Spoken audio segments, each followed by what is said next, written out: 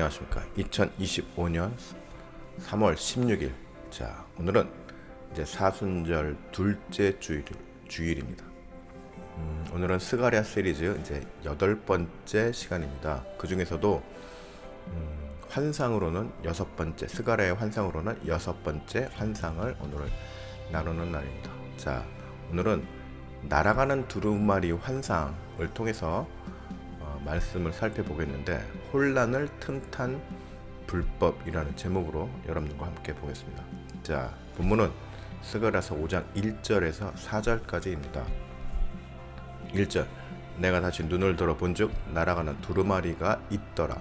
2절, 그가 내게 묻되 내가 무엇을 보느냐 하기로 내가 대답하되 날아가는 두루마리를 보나이다. 그 길이가 20규빗이요 너비가 10규빗이니이다.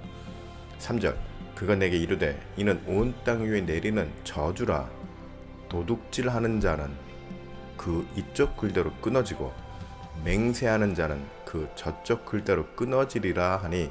4절, 만군의 여호와께서 이르시되 내가 이것을 보냈나니 도둑의 집에도 들어가며 내 이름으로 가리켜 망령되에 맹세하는 자의 집에도 들어가서 그의 집에 머무르며 그 집을 나무와 돌과 아울러 사르리라 하셨느니라 하니라. 왠지 좀 말씀이 무섭죠?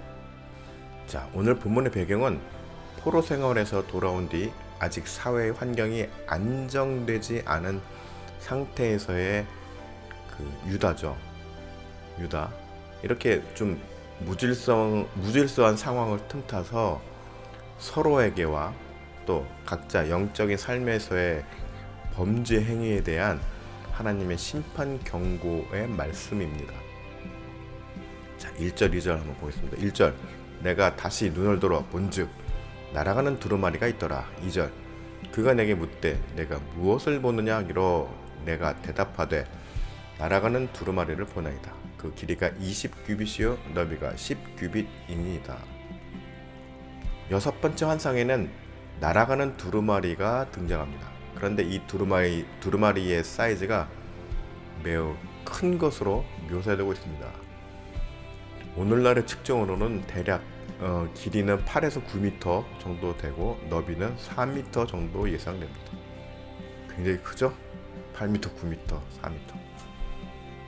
이렇게 사이즈가 큰 것으로 봐서 그렇다고 뭐 기록된 글자 크기마저 큰 것은 아닌 것 같고, 결국 뭐죠? 그만큼 그 두루마리 안에 기록된 내용이 아주 많다는 것을 알 수 있습니다. 자, 3절, 그가 내게 이르되 이는 온 땅 위에 내린 저주라. 도둑질하는 자는 그 이쪽 글대로 끊어지고 맹세하는 자는 그 저쪽 글대로 끊어지리라 하니. 자, 3절에서 두루마리에 적혀있는 구체적인 내용이 나오게 되는데, 첫째로는 도둑질입니다. 자, 이 도둑질이라는 것이 십계명에 나와 있는 내용이죠. 조금 더 구체적으로 말씀드리자면 이웃, 즉 사람에 대한 총괄적인 죄를 의미합니다. 주로 십계명의 5에서 10번까지의 계명을 말하죠. 그 중에서 제8계명에 도둑질하지 말라라는 내용이 있죠. 자, 이에 대한 세부적인 해설로 들어가서 보면은 하이델베르크 요리문답 백신문답에 이 도둑질에 관한 내용이 또 해설로 나와 있습니다. 어떤 내용이 있느냐? 강제나 혹은 합법적인 허울을 가지고 이웃의 물건을 빼앗기 위한 모든 악한 계획과 음모도 포함한다 라고 도둑질의 의미에 대해서 정의한 가운데 또 이러한 내용도 있습니다. 어떤 말씀을 근거로 하고 있나요? 자, 미가서 6장 10절에서 12절 보면은 악인의 집에 아직도 불의한 재물이 있느냐? 축소시킨 가증한 에바가 있느냐? 축소시켰다는 게 뭐죠? 네, 뭔가 좀 왜곡시켰다는 거죠, 내용을. 또 내가 만일 부정한 저울을 섞거나 속인 거죠. 또 주머니에 거짓 저울추를 두었으면 깨끗하겠느냐? 그 부자들은 강포가 가득하였고 그 주민들은 거짓을 말하니 그 혀가 입에 거짓되도다. 권력자들, 세도가들이 아주 불법한 방법으로 재물을 모은 것에 대해서 경고하고 있는 것이죠. 신약을 한번 볼까요? 신약에도 나와 있죠. 야고보서 5장 3절에서 5절 말씀을 보면 너희 금과 은은 녹이 슬었으니 이 녹이 너희에게 증거가 되며 불같이 너희 살을 먹으리라. 너희가 말세에 재물을 쌓았도다. 보라, 너희 밭에서 추수한 품꾼에게 주지 아니한 싹이 소리 지르며. 이게 뭐야? 품꾼에게 주지 않은 싹, 급여를 안 준 거죠. 직원들이 급여를 횡령한 겁니다. 또 그 추수한 자의 우는 소리가 만군의 주의 귀에 들렸느니라. 자, 품꾼의 월급을 횡령한 것, 대놓고 횡령한 것도 있지만 여기는 뭐가 포함돼요? 그 품꾼에게 줄, 직원들에게 줄 월급에 대한 가치를 낮추는 거죠. 인상, 급여 인상을 하지 않은 것도 횡령에 포함됩니다. 네. 여러 가지 이유를 들어서 요즘 그래서 대기업들 보면은 횡령한 사례들이 굉장히 많다라는 것을 우리가 알 수 있는 것입니다. 추수한 자의 우는 소리가 만군의 주의 귀에 들렸느니라. 이런 모든 상황들이, 세상의 상황들이 하나님 앞에 다 들린다는 얘기입니다. 보이고 너희가 땅에서 사치하고 방종하여 살육의 날이 너희 마음을 살찌게 하였도다. 결국 그런 돈으로 어떻게 해요? 사치하고 방종한다라는 것이죠. 이 모든 내용들이 다 뭐예요? 뭘로 들어가요? 도둑질, 어떤 걸로요?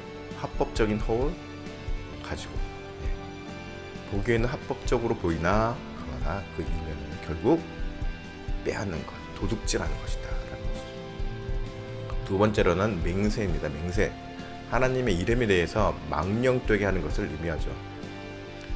이것은 또한 하나님을 향한 언행에 대한 대표적인 죄를 의미하기도 합니다. 10계명의 첫 번째에서 네 번째까지의 계명에 해당되죠.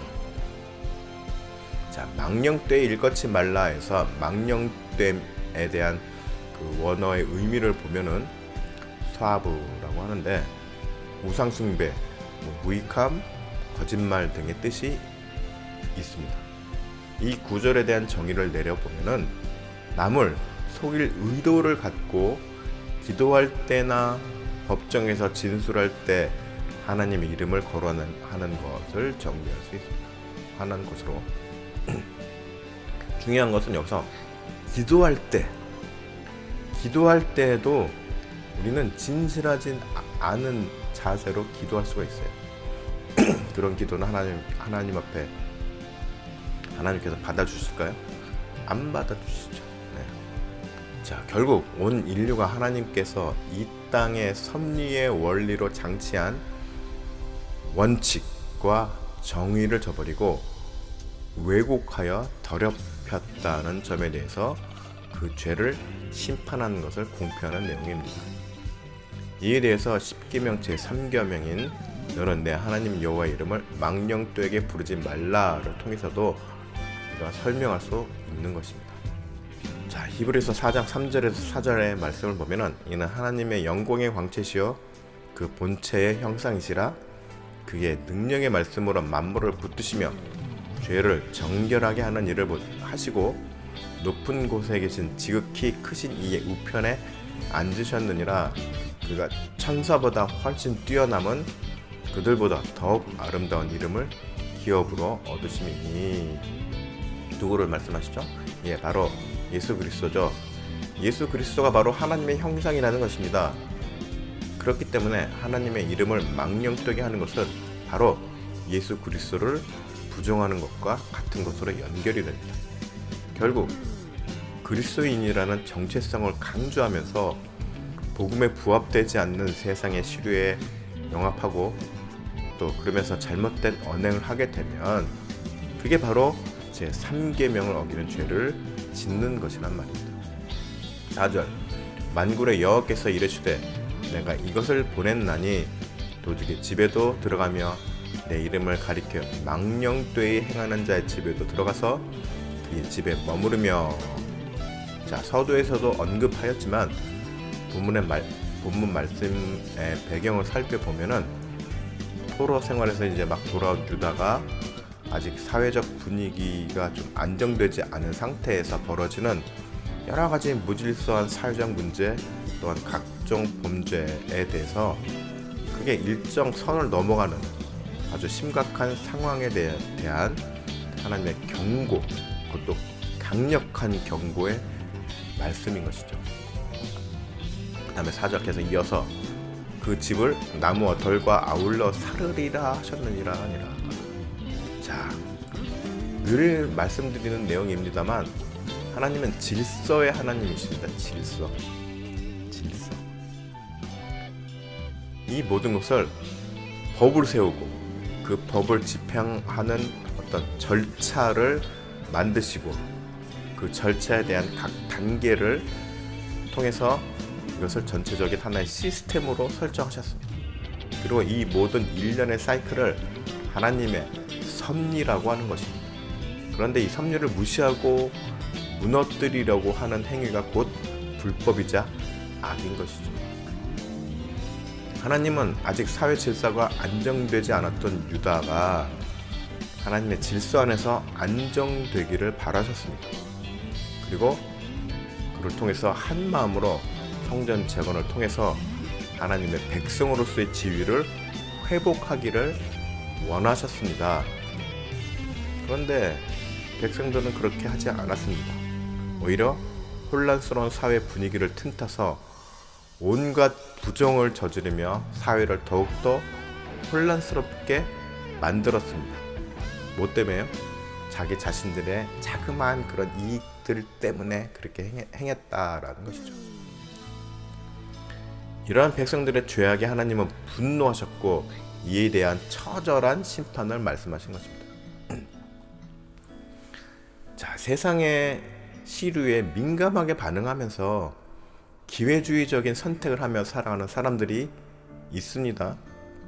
그렇죠? 요즘에도 우리가 아주 흔하게 지금 목격하고 있죠.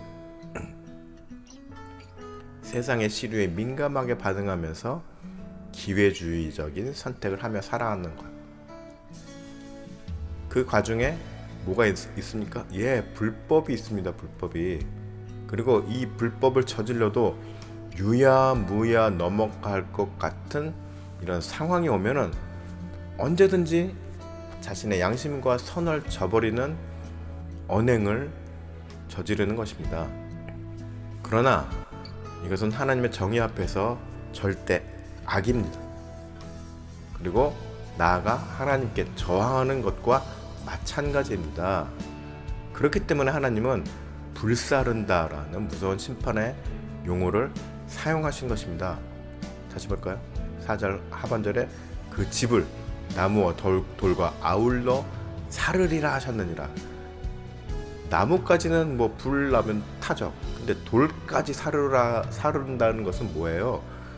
돌까지 녹일 만큼 강력한 온도의 뜨거운 불로서 아예 그냥 녹여버린다는 것이죠. 그만큼 강력한 경고라는 것입니다. 자, 어떻습니까? 사회가 혼란스러울수록 우리는 더욱더 뭘 찾아야 돼요?